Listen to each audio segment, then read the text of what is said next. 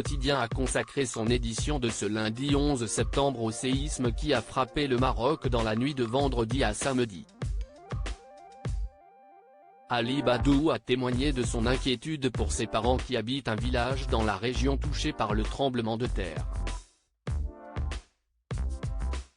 Le monde a les yeux rivés sur la situation au Maroc depuis le terrible séisme qui a frappé le pays dans la nuit de vendredi à samedi. Ce tremblement de terre de magnitude 7 sur l'échelle de Richter a causé des dégâts considérables dans le pays. Le bilan humain est terrible et ne cesse de s'alourdir, il s'élevait à 2700 morts et à plus de 2500 blessés, ce lundi 11 septembre. Arrivé sur place, Jamel Debbouze a noté que la solidarité s'organisait sur place. J'ai vu aussi des touristes uruguayens, des Espagnols, des Français, des Anglais, des Chinois. Si vous vous baladez dans les rues, tout le monde est concerné. Tout le monde est peiné par ce qui se passe. Tout le monde essaie d'être utile et tout le monde se demande comment l'être, a-t-il témoigné sur BFM TV. Il a aussi donné des pistes pour aider les Marocains. Il y a des associations comme la Banque Alimentaire, comme l'Heure Joyeuse. Il y a toutes sortes de choses qui se déploient ici avec la société civile en attendant que l'État donne des directives précises.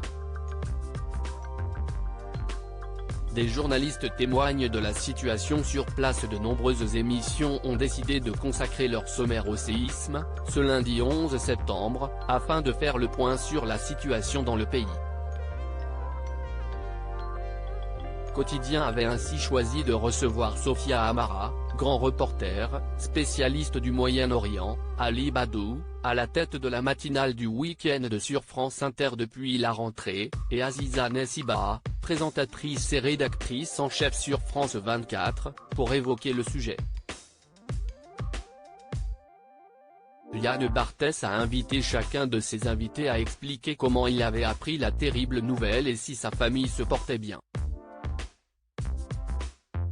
De voir la population marocaine dans cette souffrance et dans cet état de désastre, ça a été la goutte d'eau qui a fait déborder le vase et j'ai eu une réaction extrêmement violente, un effondrement total.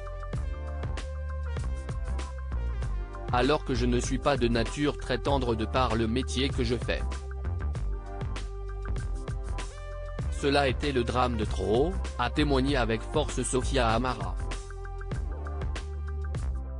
Ali Badou a craint le pire pour ses parents de son côté, Ali Badou a indiqué qu'il avait d'abord été sidéré en apprenant la nouvelle. Ensuite l'inquiétude, parce que mes parents ont une maison dans cette région parce qu'ils y ont une association où ils aident à la scolarisation des enfants en milieu rural. D'abord j'ai cru qu'il y était. J'ai eu peur, très peur, a-t-il témoigné. Ses parents étaient finalement à Rabat où ils ont ressenti la secousse alors qu'il était à 400 km de l'épicentre du séisme. Depuis, il y a l'émotion et puis la nécessité d'agir.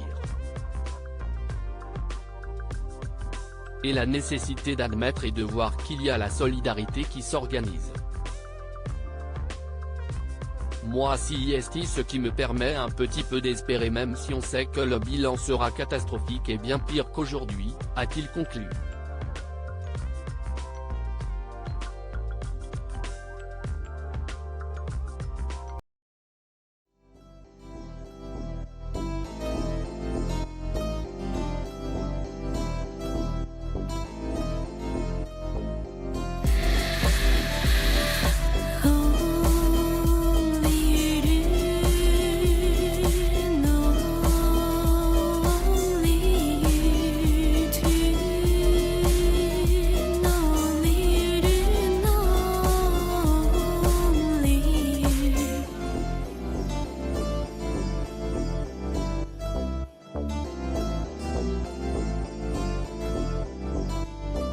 To